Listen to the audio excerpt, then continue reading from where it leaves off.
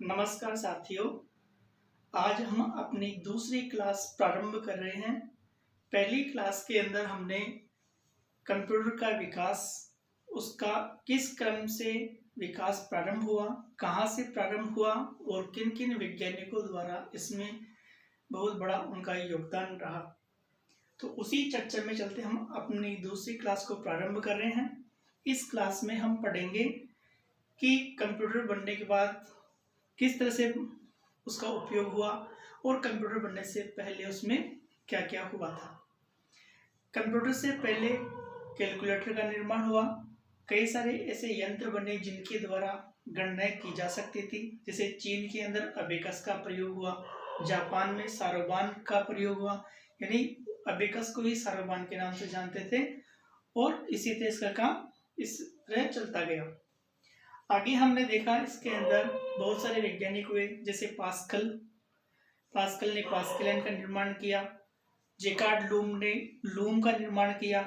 इसी तरह बहुत सारे ऐसे वैज्ञानिक हुए जिन्होंने अपना अपना योगदान दिया है। हमने पिछली कक्षा में पढ़ा था हमारे आधुनिक कंप्यूटर के जनक यानी चार्ल्स बेबेज के बारे में, कि चार्ल्स बेबेज ने जो अपना कंप्यूटर बनाया, उन्होंने दो ऐसे इंजन बनाए थे जिनका नाम डिफरेंस इंजन और एनालिटिकल इंजन था। डिफरेंस इंजन और एनालिटिकल इंजन ऐसे इंजन थे वास्तव में जो आज के जो आधुनिक कंप्यूटर है, आधुनिक कंप्यूटर की जो संरचना है वही संरचना एनालिटिकल इंजन के अंदर उपस्थित थी।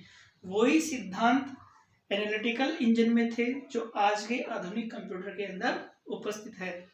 चार्ल्स बेबेज ने ही आधुनिक कंप्यूटर के जो सिद्धांत वो प्रतिपादित किए थे। उन्होंने ही कंप्यूटर में इनपुट किस तरह से देना है, उसमें प्रोसेस कैसा करना है, उसके अंदर प्रोग्रामिंग कैसे करनी है और उसके बाद में आउटपुट किस तरह से आना है, ये सारा सिद्धांत किसने दिया था? ये सब कुछ दिया था चार्ल्स बेबेज ने। इसलिए हम चार्ल्स बेबेज को कंप्यूटर का जनक कहते हैं।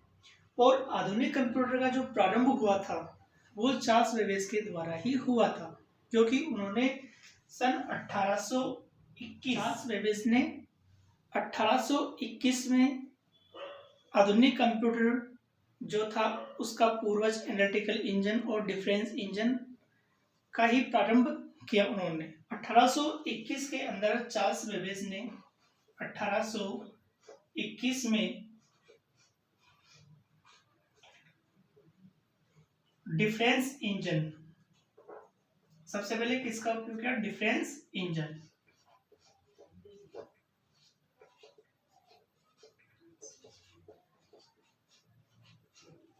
फिर उन्होंने 1833 में एनालिटिकल इंजन का निर्माण किया।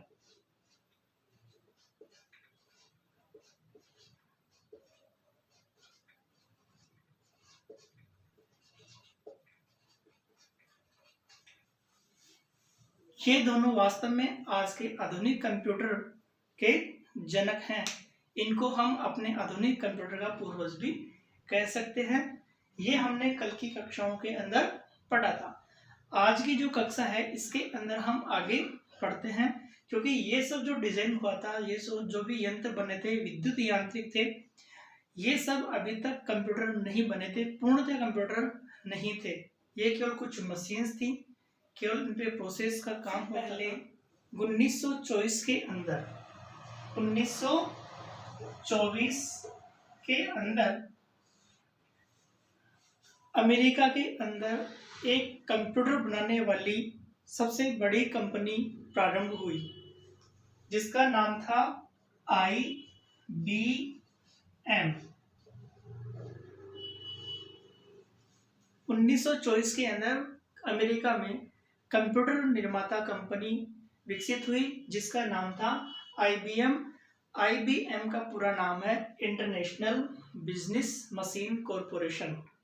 ये अधिकतर किसी भी परीक्षा के अंदर पूछा जा सकता है, अधिकतर एग्जाम के अंदर इसके बारे में पूछा जाता है IBM का पूरा नाम क्या है। तो हमें IBM का पूरा नाम याद रखना है, इंटरनेशनल बिजनेस मशीन कॉरपोरेशन।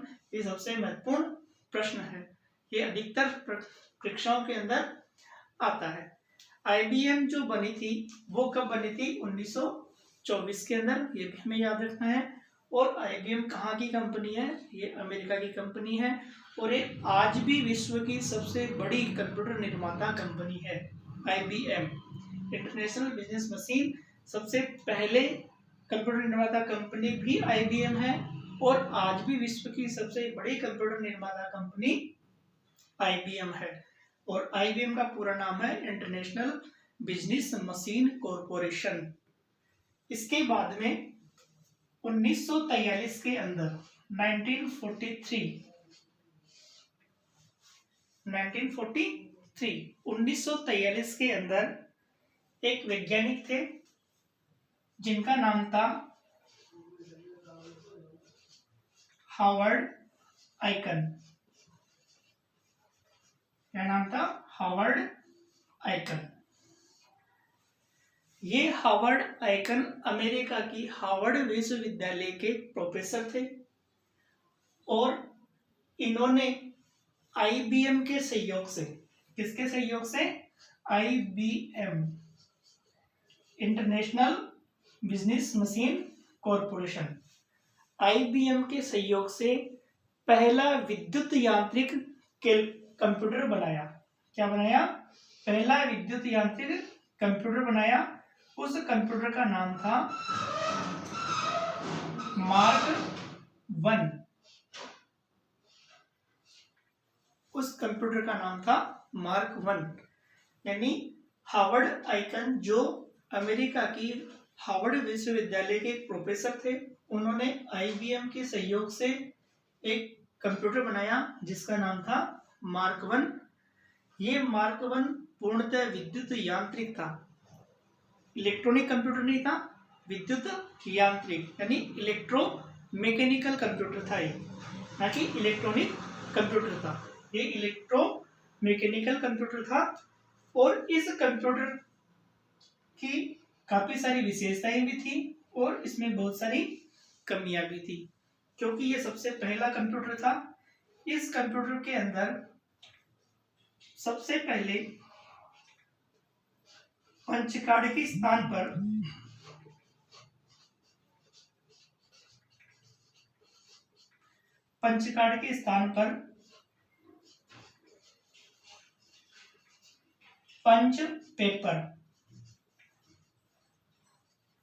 पंच पेपर टेप का प्रयोग किया गया।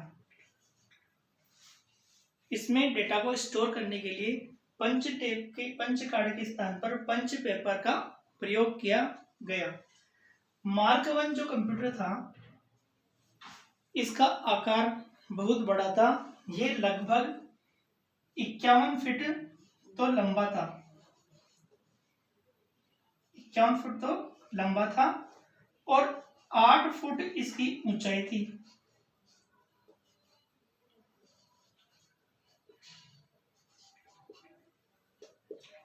यानी 51 फुट तो ये कंप्यूटर लंबा था और 8 फुट इसकी क्या थी?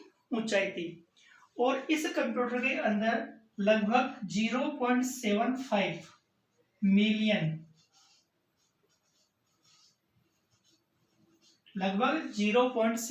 मिलियन कंपोनेंट लगे हुए थे और 1000 किलोमीटर लंबे वायर, 1000 किलोमीटर लंबे वायर लगे हुए थे। और इसको चलाने के लिए ऑपरेटर्स की आवश्यकता होती थी। इनमें बहुत सारे गियर लगे हुए थे, बहुत सारे स्विच लगे हुए थे और ये काफी बड़ा कंप्यूटर था। और इस कंप्यूटर की ये विशेषता थी कि ये 2 10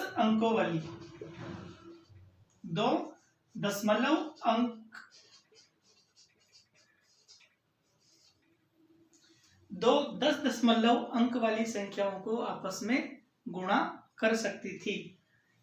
और ये 23 अंकों की बेहतर संख्याओं को 72 संख्याओं को स्टोर कर सकती थी। यानी मार्क 1 जो था, मार्क 1 की ये विशेषता थी ये 10 जो संख्याएं होती है, एक सीरीज के अंदर 10 डिजिट हो, ऐसी दो संख्या हो दशमलव की, उनको आपस में गुणा कर सकता था। और इसके अंदर 23 डिजिट की ऐसी एक संख्या हो, एक संख्या में 23 डिजिट हो, ऐसी बेहतर संख्याओं को ये 5 सेकंड के अंदर स्टोर कर लेता था।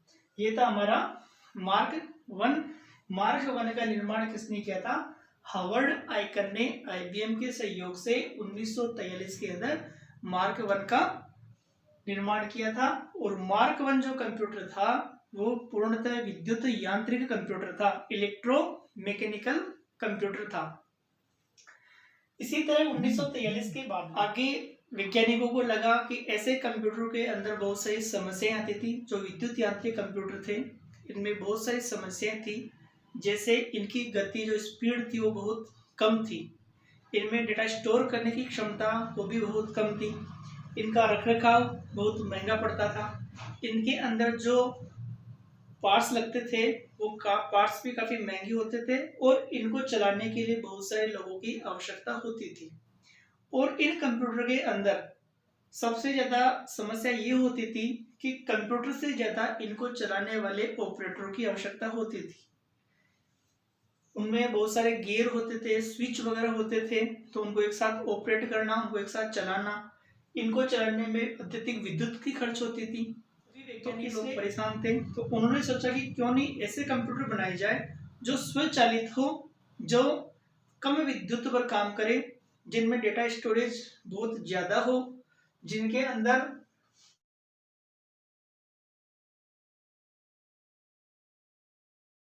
डेटा स्टोर ज्यादा हो, जिनके अंदर लोगों की कम आवश्यकता हो, जिनकी साइज छोटी हो और डेटा स्टोर करने की क्षमता ज्यादा हो और लागत भी उनके अंदर कम आए।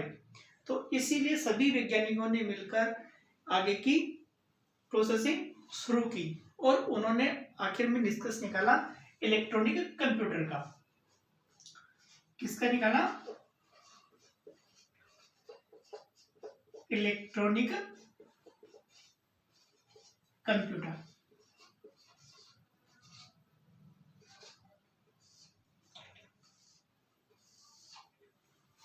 Electronic computer. इलेक्ट्रॉनिक कंप्यूटर में इलेक्ट्रॉन सबसे महत्वपूर्ण होते थे। इलेक्ट्रॉन इसलिए महत्वपूर्ण होते थे क्योंकि इलेक्ट्रॉन की जो गति होती है वो बहुत फास्ट होती है, विश्वसनीय होती है, और जो भी कार्य होता है उसमें शीघ्रता से होता है, जल्दी से होता है। इसलिए इलेक्ट्रॉन पे वैज्ञानिकों का अत्यधिक विश्वास था और इलेक्ट्रॉन जो भी काम इलेक्ट्रॉन के द्वारा जो कार्य होता था वो विश्वसनीय होता था। इस कारण से वैज्ञानिकों का सबसे ज्यादा ध्यान इलेक्ट्रॉनिक के ऊपर चला गया। और इलेक्ट्रॉनिक जो कंप्यूटर है वो मैकेनिकल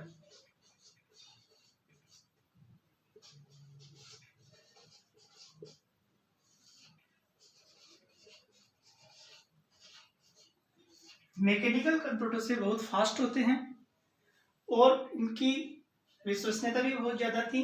इसलिए सभी वैज्ञानिकों ने सोचा कि आगे चल के हम इलेक्ट्रॉनिक कंप्यूटर का ही निर्माण करेंगे, और इसी क्रम में आगे कंप्यूटर बनते गए। और इसके लिए हम आगे की जो क्लासें आएगी उस क्लास के अंदर हम पढ़ेंगे कंप्यूटर की जनरेशन। इलेक्ट्रॉनिक जो कंप्यूटर बने थे उन कंप्यूटर को अलग अलग जनरेशन के अंदर डिवाइड किया गया है, क्योंकि 1943 के अंदर जो कंप्यूटर बना था उसका नाम था मार्क 1।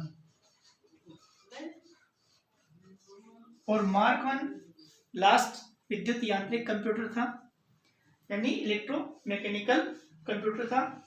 इसके बाद में जो फर्स्ट जनरेशन आई थी वो आई थी 1945 से लेके और 1955 और 56 के मध्य। ये हमारी फर्स्ट जनरेशन थी। जनरेशन की बात हम अगली नेक्स्ट क्लास के अंदर करेंगे, उसमें हम कंप्यूटर की 5 जनरेशन के बारे में पढ़ेंगे। इसके साथ अब तक के हमारे जो टॉपिक हुए हैं उन टॉपिक के हम क्वेश्चंस को सोल्व करेंगे। इसमें हमारे किस तरह के कितने कितने इंपॉर्टेंट क्वेश्चन बन रहे हैं उन सभी क्वेश्चंस की एक सीरीज बनाएंगे और उस सीरीज के अनुसार हम इन सबको हल करेंगे। देखते हैं हमारे नेक्स्ट क्वेश्चन कौन कौन से हैं। जो अब तक हमने दोनों क्लास के अंदर पढ़ा है उन सभी क्वेश्चंस को हम हमारे ये क्वेश्चंस है कंप्यूटर युग की नींव कहाँ रखी गई थी। तो सबसे पहला प्रश्न यही है हमारा कि कंप्यूटर युग की जो नींव है वो सबसे पहले कहाँ रखी गई थी, कंप्यूटर कहाँ से सबसे पहले इसका प्रयोग किया गया। तो इसका आंसर, इसका उत्तर है मेसोपोटामिया में लगभग 3000 ईसा वर्ष पूर्व कंप्यूटर युग की नींव रखी गई थी। दूसरा क्वेश्चन जो हमारा, चीन के लोगों ने गणना करने के लिए किस यंत्र का प्रयोग किया। तो चीन के लोगों ने अबेकस का प्रयोग किया है। आज भी चीन के लोग अबेकस का प्रयोग करते हैं और वो ये मानते हैं कि ये सबसे सटीक है, इसके अंदर जो गणनाएं होती है, कैलकुलेशन होती है, वो बिल्कुल सटीक होती है, बिल्कुल विश्वसनीय होती है। तीसरा क्वेश्चन हमारा, जापान में अबेकस को किस नाम से जाना जाता था। तो जापान में अबेकस को सारोबान के नाम से जाना जाता था। ये हमें याद रखना है, सारोबान। अधिकतर एग्जाम के अंदर आता है कि जापान में अबेकस को किस नाम से जाना जाता था, तो हमें बताना है इसको सारोबान के नाम से जाना जाता था। अगला क्वेश्चन हमारा, नेपियर्स बोन किस वैज्ञानिक ने बनाई थी।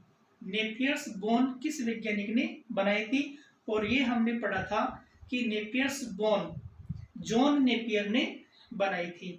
जब संख्याओं का विस्तार हो गया था, भारत में शून्य का आविष्कार हो गया था, उस समय जॉन नेपियर ने एक लघुगणक का आइडिया आया और उन्होंने दशमलव की बड़ी बड़ी संख्याओं को गुणा करने के लिए एक यंत्र बनाया और उस यंत्र का नाम था नेपियर बोन्स। इन्होंने यह 17वीं शताब्दी के प्रारंभ में यह मशीन बनाई थी। इसके बाद में क्वेश्चन है हमारा, 1642 में फ्रांसीसी वैज्ञानिक ब्लेज पास्कल ने कौन सी मशीन बनाई थी। तो 1642 के अंदर जो ब्लेज पास्कल जो फ्रांसीसी वैज्ञानिक थे, इन्होंने मात्र 20 वर्ष की उम्र में ही विश्व का सबसे पहला यांत्रिक कैलकुलेटर बनाया था। ये हमने अपनी कक्षा में पढ़ा था। जो कैलकुलेटर, विश्व का जो पहला यांत्रिक कैलकुलेटर था, वो माइलोमीटर की तरह कार्य करता था। ये भी हमने इसमें पढ़ा था। ये क्वेश्चन याद रखना इसमें भी कि किस तरह से काम, जो ब्लेज पास्कल ने जो विश्व का पहला यांत्रिक कैलकुलेटर बनाया था, मैकेनिकल जो कैलकुलेटर बनाया था, वो कैलकुलेटर किस यंत्र की तरह कार्य करता था, माइलोमीटर की तरह कार्य करता था। तो उन्होंने कौन सी मशीन बनाई थी, पास्कलाइन मशीन ब्लेज पास्कल के द्वारा बनाई गई थी। अगला क्वेश्चन हमारा, गोटफ्रीड लिबनिज ने पास्कलाइन में क्या परिवर्तन किए थे। तो हमें पता है कि पास्कल ने जो पास्कलाइन मशीन बनाई थी, जो कैलकुलेटर बनाया था, वो केवल जोड़ और बाकी ही कर सकता था। तो गोटफ्रीड जो लिबनिज थे, उन्होंने 1671 के अंदर, 1642 में तो ब्लेज पास्कल ने बनाया और 1671 के अंदर गोटफ्रीड लिबनिज ने उसमें कुछ परिवर्तन किए और उसमें गुणा और भाग का सिद्धांत प्रतिपादित किया। तो गोटफ्रीड लिबनिज ने पास्कलाइन में क्या परिवर्तन किए, गोटफ्रीड लिबनिज ने पास्कलाइन के अंदर गुणा और भाग परिवर्तन किए और उसके बाद से जो कैलकुलेटर था, जो पास्कलाइन था, वो जोड़, बाकी, गुणा, भाग कर सकता था। क्वेश्चन है हमारा, पास्कलाइन किस तरह कार्य करता था। तो पास्कलाइन जो था वो माइलोमीटर की तरह कार्य करता था। हमने पढ़ा था कि आधुनिक जो युग है, इसकी जो मोटर बाइक है, कार है, जिनके अंदर किलोमीटर मापने के लिए जिस यंत्र का प्रयोग किया जाता है, जो माइलोमीटर होता है, उसी तरह पास्कलाइन के अंदर जो कैलकुलेशंस होती थी, वो माइलोमीटर की तरह कार्य करता था। अगला क्वेश्चन है, जैकार्ड की कपड़े बुनने की मशीन का क्या नाम था। तो जैकार्ड ने कपड़े बनाने की मशीन बनाई थी और उस मशीन को पंच कार्ड के द्वारा नियंत्रित किया जाता था। यानी उसमें जो कपड़ा बनता था उस कपड़े के पैटर्न को पंच कार्ड के द्वारा नियंत्रित किया जाता था। उस मशीन का नाम था लूम, उसे जेकार्ड की लूम कहा गया है। लूम को किसके द्वारा नियंत्रित किया जाता था? तो हमने अभी पढ़ा है कि लूम को पंच कार्ड के द्वारा नियंत्रित किया जाता था। अगला क्वेश्चन है, आधुनिक कंप्यूटर ने आकार लेना कब आरंभ किया? तो आधुनिक कंप्यूटर ने आकार लेना 1821 के अंदर आकार लेना प्रारंभ किया, क्योंकि इससे पहले जो भी कंप्यूटर बने थे वो कैलकुलेटर थे, इंजन थे, और आधुनिक जो कंप्यूटर था वो 1821 में चार्ल्स बेबेज के द्वारा बनाया गया था, जो डिफरेंस इंजन और एनालिटिकल इंजन थे, और इसीलिए एनालिटिकल इंजन को हम आधुनिक कंप्यूटर के पूर्वज कहते हैं। अगला क्वेश्चन है, आधुनिक कंप्यूटर का जनक किसे कहा जाता है? ये सबसे इंपॉर्टेंट प्रश्न है, कई बार एग्जाम में आता है, लगभग प्रत्येक एग्जाम के अंदर क्वेश्चन आता है। तो आधुनिक कंप्यूटर का जो जनक है वो चार्ल्स बेबेज को कहा गया है। अगला क्वेश्चन हमारा, इनपुट का सबसे पुराना माध्यम कौन सा है? ये भी हमने पढ़ा था कि इनपुट का सबसे पुराना माध्यम क्या कौन सा है? तो इनपुट का सबसे पुराना माध्यम है पंच कार्ड। पंच कार्ड ही इनपुट का सबसे पुराना माध्यम है। अगला क्वेश्चन है हमारा, IBM का पूरा नाम क्या है? तो IBM का जो पूरा नाम है वो है इंटरनेशनल बिजनेस मशीन कॉरपोरेशन, और IBM है अमेरिका की सबसे पहली कंप्यूटर निर्माता कंपनी है, जो विश्व की सबसे बड़ी कंपनी है, और आज भी ये सब विश्व की सबसे बड़ी कंप्यूटर निर्माता कंपनी है, जिसका निर्माण 1924 के अंदर हुआ था, और 1943 के अंदर अमेरिका के एक वैज्ञानिक थे हार्वर्ड आइकन, जो अमेरिका का हार्वर्ड विश्वविद्यालय है वहां के वो वैज्ञानिक थे। उन्होंने IBM के सहयोग से ही मार्क 1 कंप्यूटर का निर्माण किया था, और मार्क 1 जो कंप्यूटर था वो विद्युत यांत्रिक कंप्यूटर था, और उस कंप्यूटर का आकार भी बहुत बड़ा था, जो 1943 के अंदर उसका निर्माण हुआ था। उसके बाद से अगले जो कंप्यूटर बने हैं वो सारे इलेक्ट्रॉनिक कंप्यूटर थे, और उनके बारे में हम अगली कक्षा के अंदर पढ़ेंगे। वो सब उसमें जनरेशन के साथ में पढ़ेंगे हम। कंप्यूटर की जो जनरेशन है, कंप्यूटर जो पीढ़ियां हैं, उनको 5 भागों में डिवाइड किया गया है। वर्तमान जो पीढ़ी चल रही है वो हमारी 5वीं पीढ़ी चल रही है। तो हम अगली कक्षा के अंदर 5 पीढ़ियों के बारे में पढ़ेंगे। 5th जनरेशन है, फर्स्ट जनरेशन से लेके 5th जनरेशन तक हम एक एक को पढ़ेंगे। 5 जनरेशन बहुत इंपॉर्टेंट है। इसके जो क्वेश्चंस है वो लगभग हर एग्जाम के अंदर आता है। प्रत्येक एग्जाम के अंदर लगभग 1 या 2 क्वेश्चन उसके जरूर आते हैं। इसलिए हम अगली कक्षा के अंदर जो हमारी 30वीं क्लास होगी उसके अंदर हम कंप्यूटर की जो 5 पीढ़ियां हैं, 5th जनरेशन हैं, उन जनरेशन के बारे में पढ़ेंगे।